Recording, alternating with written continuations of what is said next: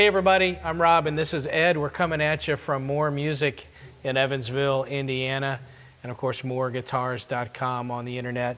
And today's a fun day because we've got our first Paul Reed Smith Silver Sky guitar in, so we're having a little fun with it and get to know it a little bit and help you guys understand what it is and of course what it sounds like. So we'll just dig right into this. So obviously this is a tribute to an American classic guitar, right? No doubt. There's no beating around the bush. This is a Fender style guitar. So if you've done any reading, I've of course done a little bit of reading and have seen some quotes from John and kind of the inspiration and the idea behind this guitar. And it's really, you know, it's not meant to be a replacement for, it's not meant to be, you know, mine is better than yours. It's not. It's meant to be appreciated and to coexist with other guitars and other amps. You know, certainly Fender amps. John encouraged you to, hey, play this guitar through a Fender amp. That's the sound, you know. But this guitar is, you know, from what I've read, they've kind of used some '60s era Strats as kind of the base for this, and arguably, there's a lot of people out there that feel like the '60s. Was kind of the best time period for Fender and the Stratocaster.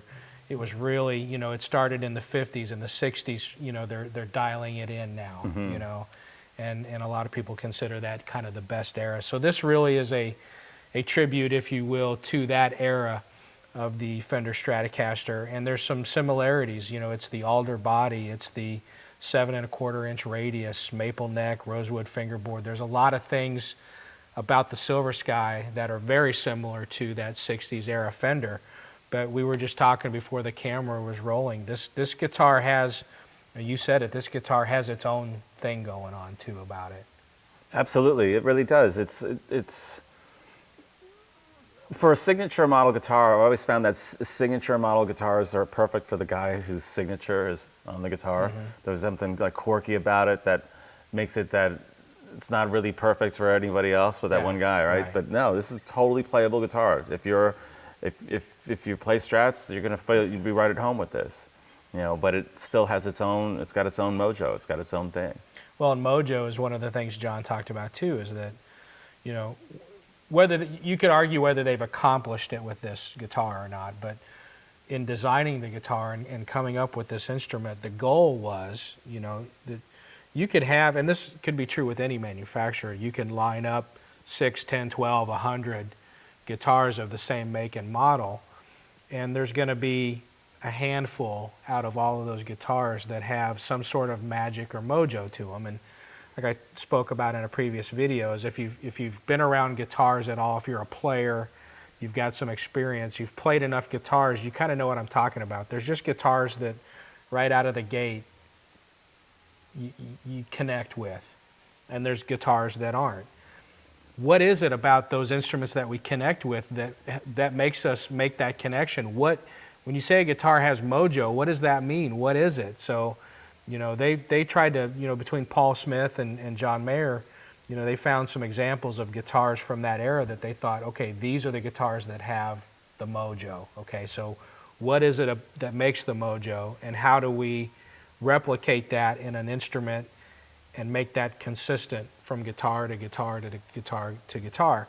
And also to make, you know, there's not too many of us that can just go out and have access to an original 60s era Strat. How do you make that accessible to people in 2018? You've got to do it with a new instrument, but how do you pack the classicness about it and that mojo into a new instrument? And that was their, you know, you could argue whether they've accomplished that or not. I think they have, but that was certainly a goal in designing this guitar. Absolutely, you could tell, you could feel it.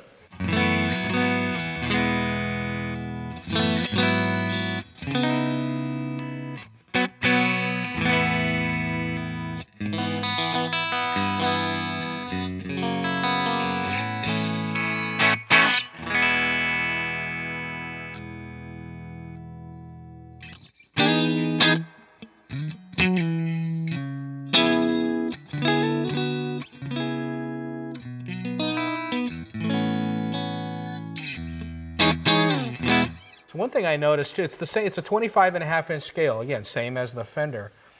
But I noticed looking at this guitar, we had a previous video. We were comparing it against the Fender. Just came out with the American Original Series 50s and 60s Strats. We were comparing it against an American Original 60s, and the Fender still looked like a bigger guitar to me. And obviously, we kind of figured it out that the Silver Sky, the body on the Silver Sky is smaller than the Fender, and of course the headstock is not as long. So it just, next to the Fender, it looked like a smaller guitar, and I'm thinking, why is that? The scale is the same, but it's definitely a smaller body, and it's comfortable. You know, arguably, is it more comfortable or less than the Fender? But I felt like it was a very comfortable size.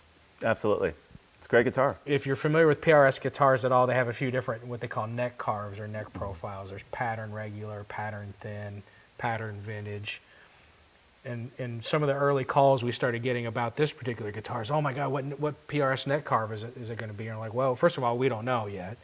Second of all, it's probably going to be something completely different, and it is. They call it a 635 JM profile. So, and then they've also called the pickups. This is a proprietary Paul Reed Smith pickup that is called the 635 JM pickup. So if you start analyzing number schemes that PRS has used in the past, like 245 and 594, and like, okay, what does 635 mean? Does that mean 63 and a half, so it's somewhere between a 63 and a 64 era Fender design? Is that where they came up?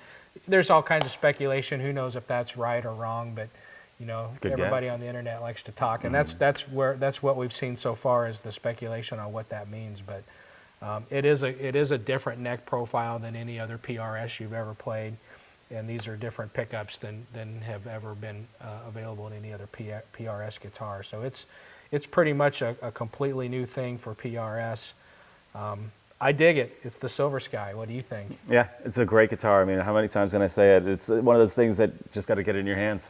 Yeah, you do. And you know, there's been all kinds of chatter on the internet, and there's certainly fans, and then there's people that want to talk bad about it. And at the end of the day, there's a lot of people talking a lot of stuff that have never even played this guitar yet. I mean, they're just now starting to get out there. So I would encourage any guitar player to, you know, pick one up and play it, and then let's hear what you have to say. You know, that's kind of always how I felt about it. And you know, you may play it and still have the same opinion about it. You may play it and it may completely change your point of view on it. It's a fantastic guitar, and it's the exciting new thing from PRS, and we're glad to have one. It's the Silver Sky from Paul Reed Smith, here at More Music in Evansville, Indiana, and moreguitars.com. Have you ordered yours yet? Give us a call.